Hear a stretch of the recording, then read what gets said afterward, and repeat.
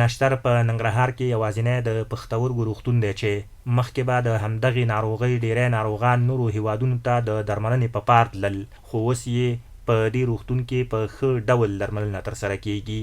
د دغې روغتون رئیس وایي د پښتورګو 50% ناروغانو درملنه اوس د ننګرهار نشتر پښتورګو روغتون کې ترسره کیږي. دا چې د نشتر پښتورګو درملنې روغتون یوازې د پښتورګو ناروغانو ته خدمات وړاندې کوي، نو د دې ناروغانو د 50% نه زیات خدمات او هغه تکیه چې په نورو هیوادونو باندې کېدله هغه هم دلته پر مخ باندې د دوی تداوي وړل کېږي. موږ ته د ورځې د 1.5 سل نه تر 200 پسې شاوخوا OPD سراپا ناروغان راځي. همداشان د ورځې د 25 الا 10 کسانو ته موږ د وینې تصفیه چې ډیالیز ورته ادا کوو. د نوموړي په خبره هره ورځ د پښتورګو اړوند له 3 تر 4 لوی عملیاتونه هم په دغه روغتون کې ترسره کیږي. د دې روغتون سرطبیب وایي روغتون یې ټول طبي وسایل او تجهیزات لري. د پښتورګو اړوند ټول معاینات په همدغه روغتون کې ترسره کیږي.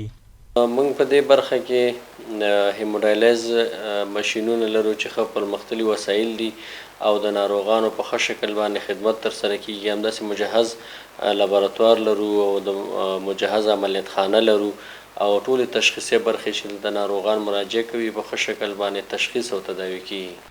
هغه زیاتوي راتلونکي به نور د اړتیا وړ وسایل هم دې روغتون ته راوړل شي چې اوس یې له نشتون سره مخامخ دي.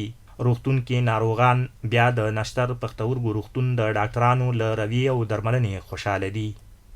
او زه د لغمان راغلی یم، د ګردو هسپتال ته راغلی یم او دلته د ښه مراقبت لاندې زما ښه تداوي وشوله، ښه اپریشن مې وشو او زه د ډاکټرانو نه ډېر خوښ یم او ما ته ښه تداوي کړې ده او ښه مراقبت مې کېږي.